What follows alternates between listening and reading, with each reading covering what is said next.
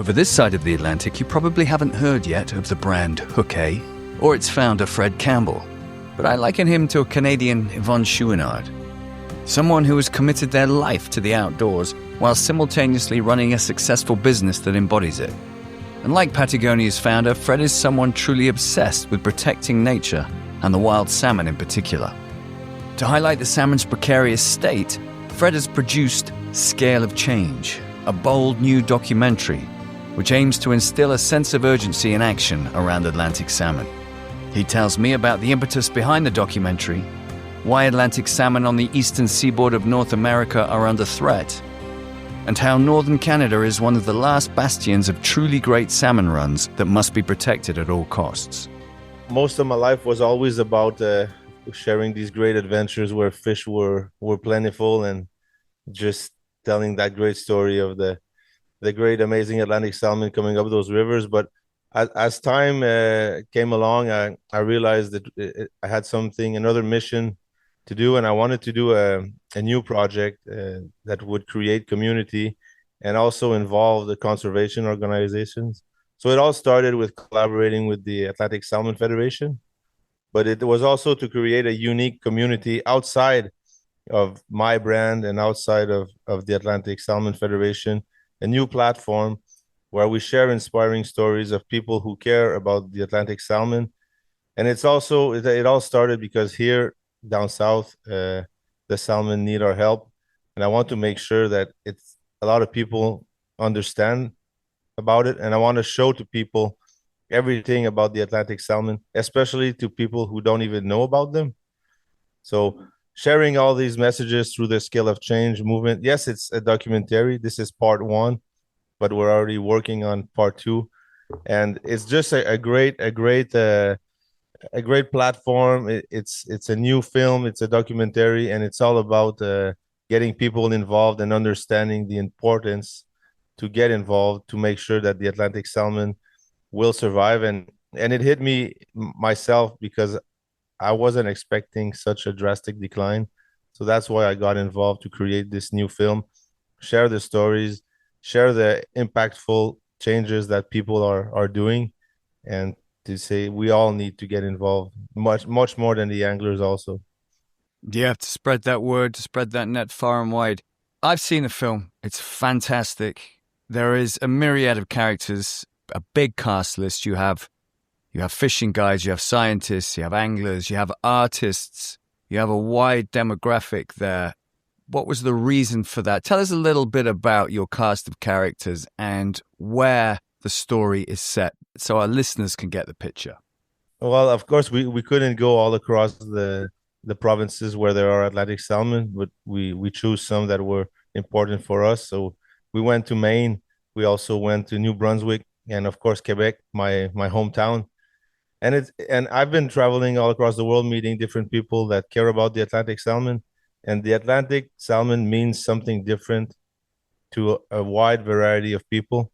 So you have the artist that saved his life because he got back into painting, and he was depressed and outside, and he just came out of the RCMP. And actually, the Atlantic salmon kind of saved his life. There's other people that the Atlantic salmon have been their passion as a guide, 53 years guiding on the river. So it's a very different effect that it has on different people, and that's what we wanted to show. From the young guy who saw a film and decided to get involved and become himself a fly fishing guide, to the biologists who wanted to know everything about the river, to the First Nations also, it's very important that what that fish was for a lot of people before. It was a source of food, and now it's maybe time to leave them alone. So all these stories all come together to inspire people so they understand that the Atlantic salmon is not only a fish that is made to be caught. It's a special fish that needs to be preserved. And if they disappear, we're going to lose the barometer of the health of the planet. It's really a great barometer when you think of it. And as it's declining, I see also the planet declining. So I don't know. It's very interesting when you get to meet all those people and see what effect it has, and a great effect it had on me. And then we want to tell more of those stories. and share them to the people, and people get inspired and also want to share their own stories. That's definitely something we experienced when we took the podcast to the Wild Salmon Summit in London earlier this year. That sense of community really is a powerful platform to amplify the plight of the salmon. And from a personal aspect, I just love what you're doing by incorporating artists and art to tell that story. As you say, it's so important to get it out, to get the word out, and to also remind people, if they don't know, that it's not just a fish, as you say, it's not just an angler's fish, it's not just a fish to be eaten. It represents so much culturally, and it's helped so many people, either spiritually or mentally or physically or whatever it is. It's a very, very important fish, a very, very important barometer of nature, as you say. So tell us a bit about you, Fred the man. I mean, your story to get to an Atlantic salmon champion, a hero for these fish, is quite something. It's pretty inspirational. Give us a little bit of an idea of where you come from to get to this point. When I was 16 years old, I had this accident. I was hit by a car skateboarding, and I was in a coma, and I couldn't skateboard anymore. And then, like 2 weeks later, my dad died hitting a moose in a car accident. So then I woke up from that, and I said, like, well, what am I gonna do with my life? I wasn't scared of, like, nothing could scare me anymore. So the great idea I had was to start a production company. So I started this production company when I was 16 years old, and I told myself I was going to film skateboarding and snowboarding. And I had a deep connection to the outdoors since I was a kid, also. And my parents were born and raised on the countryside, so that was always inside of my DNA. But when I started that production company, I kind of steered a little bit away from it.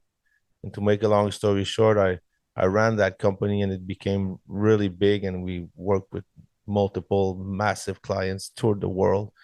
And then inside of that business, I would say 20 years ago, that was my first connection with the Atlantic Salmon. I got this contract from a big outdoor distribution company that wanted to make a TV show.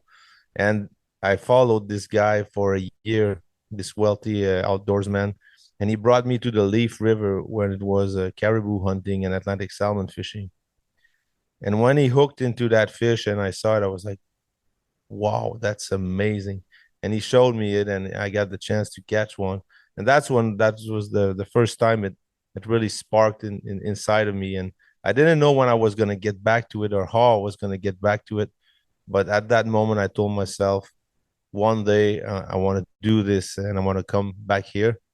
So it all got intertwined also as the production company grew and toured the world. We were doing at a certain point like 26 countries, touring the world with Red Bull.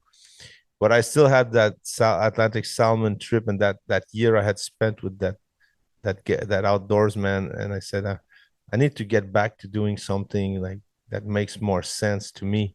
I'm building brands for other people that I don't control. After I scaled my business to more than I could ever expect, like to working with the biggest companies ever, managing all the visual content for a stadium in New York for the New York Red Bulls, touring the world.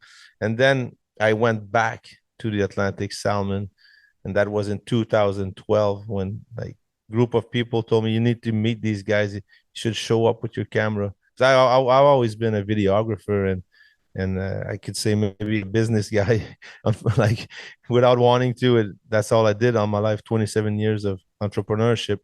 But when I went back to the Gaspé and I made that film, that first one in 2012, that's when I said, that's what I want to do.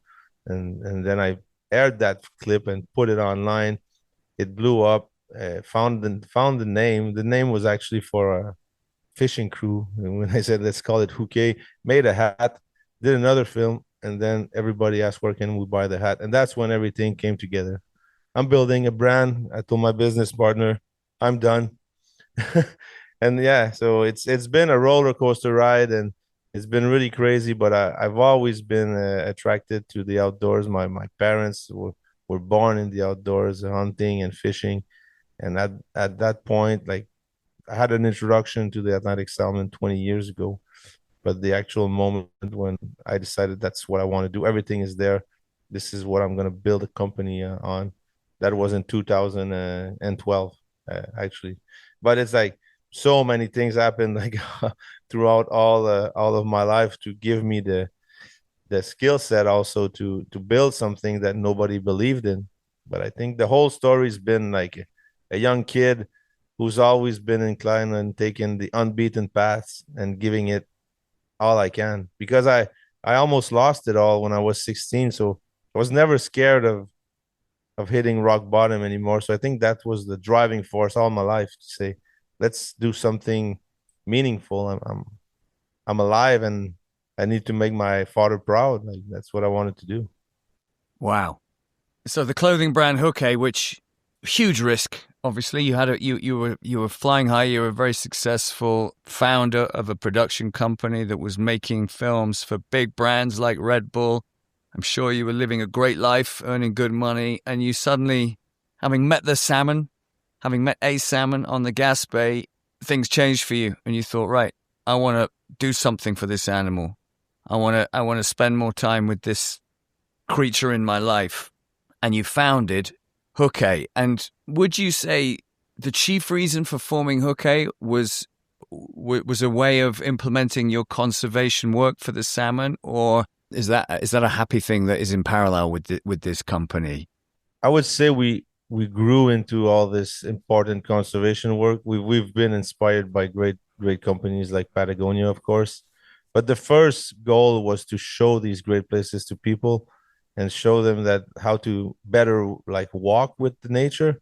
And the first was like this, nobody was, I thought like you would say like it was a place where people weren't doing great marketing in all this outdoor space, especially fly fishing and Atlantic salmon.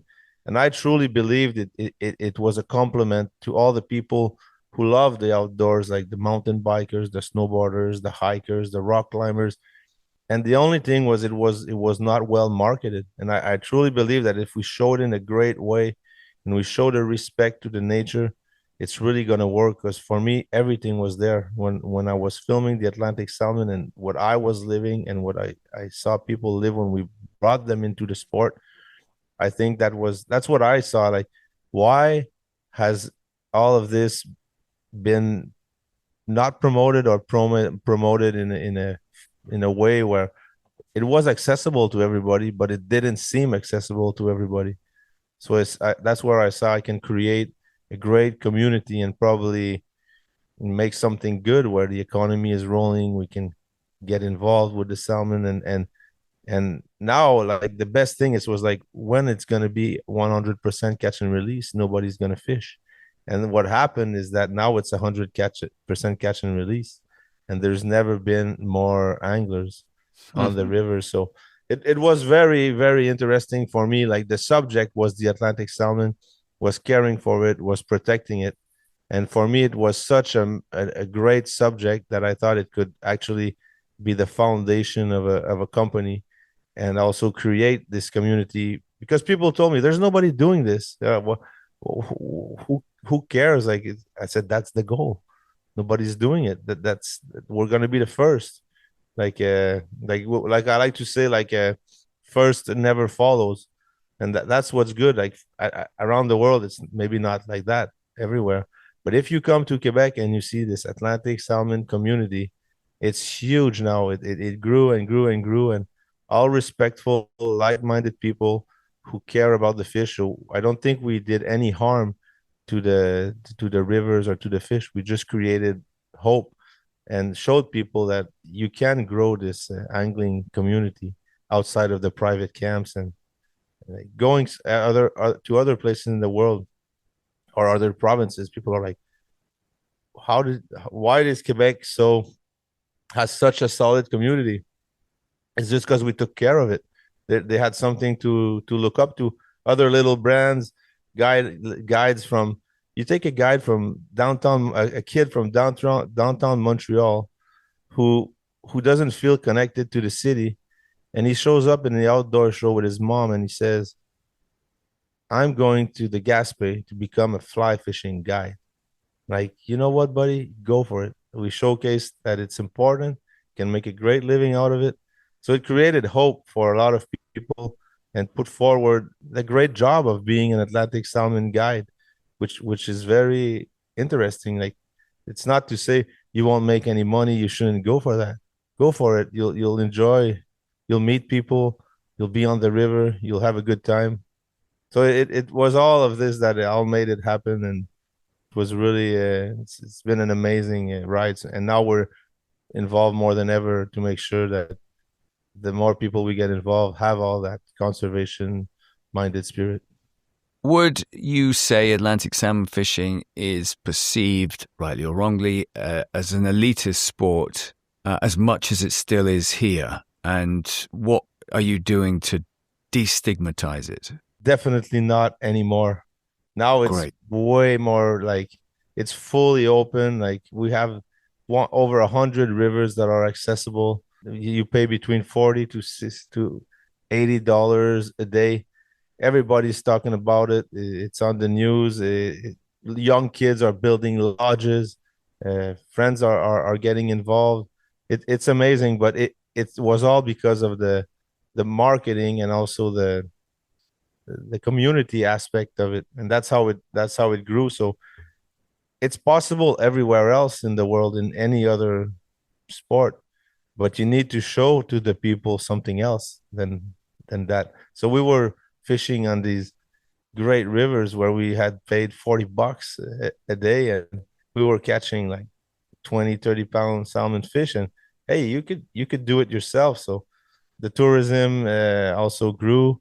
So everybody's been really happy about that, and we didn't do any harm. Of course, there's a space in time where somebody told me, "Hey, Fred, you know what?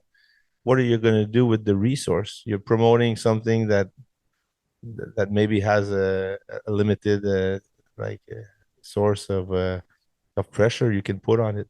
But the rivers here are so well managed that there is like a ZEC, there is an organization on every river that protects it. And we have a rotation. I don't know if you fish with a rotation system where you make a Yeah. cast. So if you got one guy, two guys, they're gonna fish the pool all day if it's good. And if you have 30 guys, they're still gonna do the same amount of pressure. They're just gonna rotate it. And I haven't seen it as a big issue. There's been, of course, rivers where people were like, it was fun before Hooké existed because there was nobody on the rivers. But on the other side, you look at it, and now more people know about the Atlantic salmon. More people want to get involved. And now that it's time to get involved, we have a bigger voice. So, I mean, there is the downside of having the river to yourself if nobody's talking about it. But all the organizations and the guides and the whole economy that runs through the Atlantic salmon fishing, those people are happy. It's a double-sided sword. It is a double-edged sword indeed, but it's on the whole, it's great to be bringing people to the sport, I think, not least to put more eyes on the struggle that our fish are facing. With that in mind, tell me a little bit about what you know and what you've learned about the challenges that the Atlantic salmon are facing over there. There's two stories, and I happen to be very involved in both of them. So I can start with the amazing one up in northern Quebec. For the rivers that are flowing into the Ungava Bay, it's been in the past years probably the biggest thriving populations of Atlantic salmon. Food is plentiful. It's an untouched wilderness, and the salmon, we don't know why, and there's no research. They're growing in size, and they're becoming huge and more and more and more plentiful. So it's funny because it's really happening at the same time as this incredible decline down south. So up north, it's great. It's thriving, and it's going to become probably the mecca of Atlantic salmon fishing worldwide, I believe, because I'm seeing it explode in numbers and size. And also the ones that are flowing out of Labrador, those ones are experiencing, they're probably the best rivers also in the world, and unique places where everything is perfect. But down south, it's really funny because you would imagine one river to have a decline. All the rivers that are flowing into the Gulf of the St. Lawrence have had a decline between 30 and 70% in the last 2 years. The rivers are healthy, the fish are spawning, the smolts are going out. So for us, in terms of this migratory fish, in terms of management in the rivers, it's fine. There's no issues there. Of course, sometimes that you would want more rain and stuff like that, but it's not the primary issue of the breeding grounds. It's happening. So as all these fish are going out into the Gulf of St. Lawrence, there's a couple of hypotheses of things that are happening, but nobody can dial it in. And as long as we don't know why they're not coming back, it's hard to make a move. So what's happening is they're going to invest more money to go and do some research in there. But there's so many new things. Like if you look at the Miramichi water system, this one, it's in New Brunswick. It's easy to understand what's happening. There's 1 million striped bass at the mouth of the river as the smolts are coming out. So now there's not even a 5% survival possibility. Like it's a wall of, it's like a vacuum cleaner swallowing it all up. So there needs to be a balance. Like let's hope nature takes its course, and that there used to be 1 million Atlantic salmon and no striped bass. So now we want to have it more like of a balanced ecosystem for there. And of course, there's the issues up around Newfoundland of the open cage fish farms. That's just like fucking insane. But if we go back to what's happening here in Quebec, the Gulf of St. Lawrence is maybe warming up. The food source is maybe not as plentiful. Are the striped bass eating the fish? Are the seals an issue? But there's a couple of things I can't say because we don't know. So we could give a couple of reasons why, but we don't really know. And could they be back this year? And we'll be like, what? Yes, because it's a mystery in the ocean. Like nobody knows where the fish are. But I believe it's there's something major happening that if we don't figure it out, it's not the beginning of the end. I don't want to say that, but it's scary. It's really really scary. Again, you go down even more south in Maine, and you speak to people who said there used to be a salmon here. Am I going to be the one who say this river there used to be a salmon here? I hope not, but we need to figure it out. I've been to some of those rivers there up in New England, those ex-salmon rivers, should I say, where they're trying desperately, some of them, to reintroduce them, but they're not achieving any meaningful results, sadly. Just to go back, just fill in the picture a little bit more with regards to the bass. There's a bass fishery at the bottom of the Miramichi, did you say? Yeah, striped bass. So they populated the whole everything. They were reintroduced because they were almost gone. And what's funny about it's a true success story. It's one of the most successful reintroductions of fish. So if you're a striped bass fisherman, you are high now. I was in Nova Scotia, and I was in Moncton. So people from Prince Edward Island, Fredericton, and Nova Scotia are coming to the show, and they've been showing me stuff that I couldn't even imagine existed. Getting 50, 60 pound stripers on the fly. So wow. Those guys were like, man, this is insane. So at the end of the day, if we frown upon that fish and we're saying they should all be dead because they're killing the salmon, it's a great success. And now I mean we need to find a balance, but it's so plentiful. Nick Hawkins did some amazing footage. It's almost like it's really like, you know, when you would hear stories of back in the days where ships would arrive and they say they couldn't move forward because there was too many fish. Yeah, that's it. He has that footage of the 1 million striped bass at the mouth of the Miramichi, and it looks like a bed that you could actually walk on. So imagine, we would be all happy if those would be salmon, Atlantic salmon. Yeah. But it did happen. It already existed, but now of course they feed off the salmon. So it's a big threat.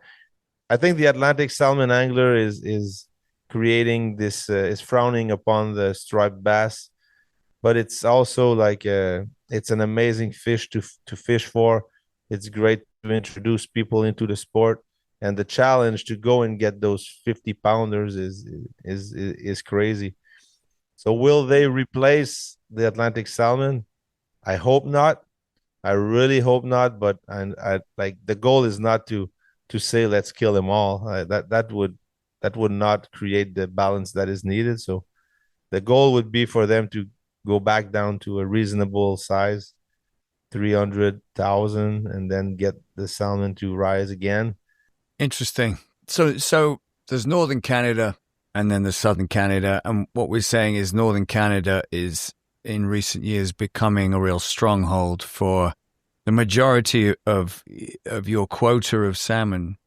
Is that because my guess is because of the size of the landscape, the size of the rivers, the lesser population than the south? It's better controlled, water temperatures. Tell me about that. Tell me what your views are on why these fish are congregating north.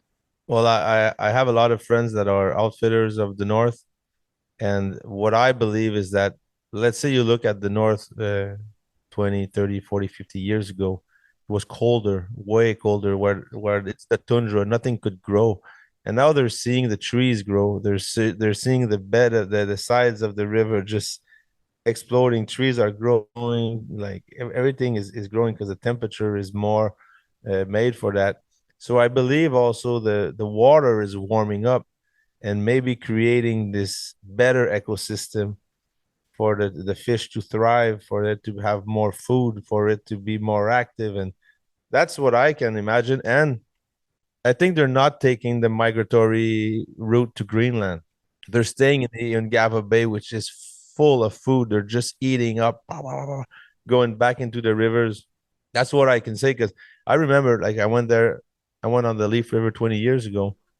There were never stories of 30, 40 pound fish. And last year we saw them, we found them, we caught them. So the owner's like, what's happening? Where are these fish coming from? It's the same genes, but they have more food and they have more time to grow. I think it's warming up. So what's gonna happen is that they have a better ecosystem to thrive. Now that's what I believe. There's no commercial fishing. There's nothing that can harm the fish out there, and definitely not the anglers. There's so few. So I think it's great, but sometimes the global warming maybe can have a positive effect in certain areas that were too cold. But once again, I'm not a biologist, but I've seen it from my eyes, that this amazing abundance that is happening up there. I guess from an angler's point of view, but not necessarily, maybe with your conservation hat on, you've been up there to Labrador, to North Brunswick. What do you see? I mean, what are you witnessing? Tell us about this abundance of wild Atlantic salmon. You get to see what it's like, a place that is untouched by humans, and it's like it has always been. So I think that's the first thing you see. And especially, let's see, the Leaf River, when you're fishing for Atlantic salmon and you got this herd of thousands of caribou, wild migratory caribou crossing the river, and you have an Atlantic salmon on your line, and you take your cup and you drink the water out of the river. I think that's to remind us that if we leave anything alone, it's probably gonna thrive and look really good. And the air, the other time I realized I spent so much time up there, and I have so much more energy. The oxygen is better, everything is better. So you feel better. You feel great. And I think that's how we were maybe meant to feel. You eat the wild meat, you have the chance sometimes to eat a wild fish. And I think that's true connection to nature. And that's why, like, I want to be there, because I feel really in place, and it gives hope. But it's kind of like, I don't know if I say a weird hope, because it's not like as soon as the opportunity comes, also in those places, probably lodges want to grow and see more anglers sometimes. And what's going to happen as this is becoming the most exceptional fishing in the world? Are people going to try to benefit from it? Is it something wrong that is going to happen? I can't say, but like you need to see it to believe it, and everybody who has the chance to see it, they wanna go back. And I was listening to your podcast with Yvon Chouinard, who actually speaks about this great river up in Labrador, so he knows too. I meet him there, and like he says, it's the perfect river where everything is like it used to be, and you cast your line and the salmon takes your fly, and it's almost an unlimited resource. So it's fun to see it because there's still those like incubators for those Atlantic salmon, and as long as they are there, I think that's what can create the hope. But if those disappear, now where is the hope gonna come from? So As you keep saying this word hope, without that, apathy reigns supreme. We need to keep the hope alive, and there's no better way of showing people what it looks like, what an abundance of salmon in wild salmon rivers untouched by man actually looks like. But before that's gone too, I noticed there was a bit of reticence. You're a salmon angler, so it sounds like there's a bit of a struggle. You want people to come and take a look through fishing or conservation work, yet you're also concerned that if lodges keep popping up everywhere, it's going to put pressure on these fish. And the more people you share the story with, perhaps there might be a tipping point where it's too much. it's a funny thing because I've never seen, and I haven't lived through the era of people keeping Atlantic salmon. I know it was a big thing back in Quebec, but today we're all releasing the fish everywhere, and I haven't seen a fish being released dying. So I believe the anglers are not an issue. They are a part of the help, but it's more to see like what's like it's the mass of the human beings that is probably creating this effect on the salmon. The reason that I wouldn't want to have more people is not that it would create decline. It's more that it would leave less space for the amazing fishing. But I don't think it would affect the population of the fish because let's say there's 1,000 fish to be caught. They can be caught by 10 people, or they can be caught by 100 people. 40, 100 people. Yep. But they're still there to be caught. And that's the thing. It's like, it's to remember that the angler in the river who's releasing the fish, I think he's not a threat. He's part of the help. But as people are introduced in the right way, I think anglers are a part of the solution. I think so too. That's exactly what we champion here on The Last Salmon. Anglers are very much part of the solution and the conservation of wild Atlantic salmon by bringing awareness to the fish, by reporting from the river.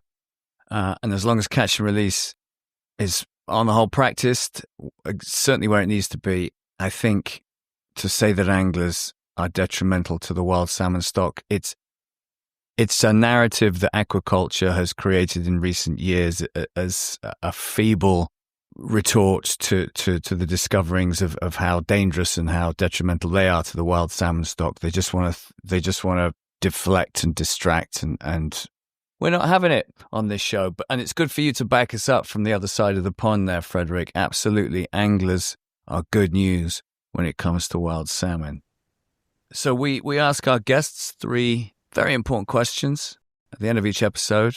First one being, Frederick, if you had 1 billion Canadian dollars to help save the wild Atlantic salmon, how would you spend it?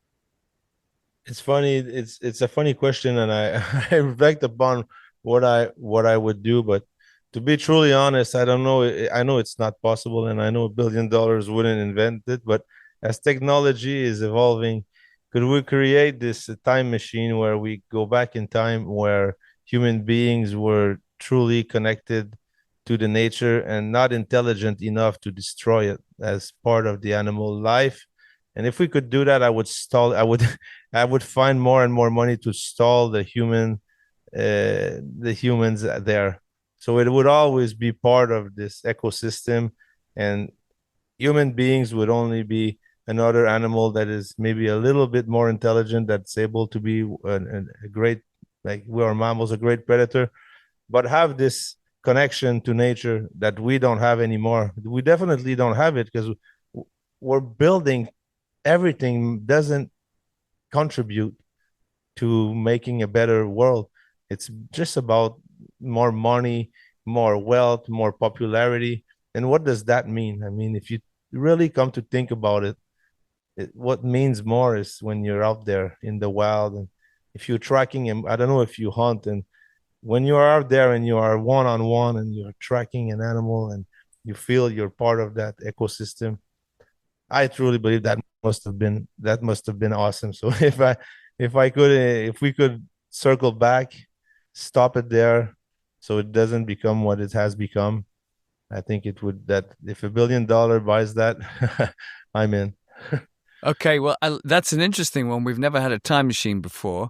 May I offer up a second story to that? If we did have the means to travel in time, we travel back and we give our former selves just a little bit of a glimpse, a precursor as to what's to come on the other side of industrialization and a population explosion that we inevitably have been going through for the past 100, 200 years or more.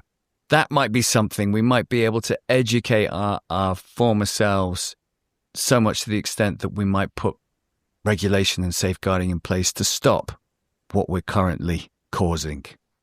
Alternatively, if you had no money, what would you do to save the salmon? I would do exactly what I'm doing now. I would use my skills. I would do everything I can to share the importance of those creatures and show them to the people who don't even know about them. So it doesn't cost me anything to wake up every morning and do what I'm doing. So everybody who has a skill set that they can bring to the table, that they don't need to buy something, or that's what I'm doing today. So as we make money, I'll see how I use it. Great. Just keep doing what you're doing. Just keep telling the story of the salmon. So it's your last day on Earth, and you've got to spend it fishing. Where would that be, and who would it be with? That has to be northern Quebec, Nunavik, Leaf River Lodge. If I have more space on the boat, my family, my whole family with my kids. But if I have to bring it down to one person, gotta be my mom. Yeah, she's a warrior. She had so many challenges, and she just like survived cancer. And I tell her, I'm gonna show you like what like a pristine, untouched landscape is. So we're going up there this year. Frederick, thanks so much, man. That was a fantastic conversation. It's always great to talk and learn from people on the other side of the Atlantic. We have this special fish in common, and to meet a like-minded kindred spirit is always a pleasure. Thank you. Thanks to you, and hope you can see it for yourself one day up here. My thanks to Fred Campbell for joining me. And on the next episode of The Last Salmon, we continue our travels across the Atlantic to Iceland to hear about the fascinating process of running a full-blown hatchery river from my friend Pete Rippon. Reverse psychology. We've got a river that has great fishing conditions. Let's add salmon rather than the other way around. It's taught me what I think can be done on our home rivers and on other rivers that have maybe, had events or have just got below a level of sustainability. Why salmon farms are having such a detrimental effect and what the future holds for salmon angling in the country. While we've still got salmon in enough rivers, we need a genetic vault for all of these rivers and all of the tributaries so that if we don't win in the short term, we might be able to reintroduce in the longer term. Listen and follow The Last Salmon on Apple, Spotify, or wherever you get your podcasts. And remember to keep in the fight for our salmon. The Last Salmon Season 2 is supported by the Missing Salmon Alliance.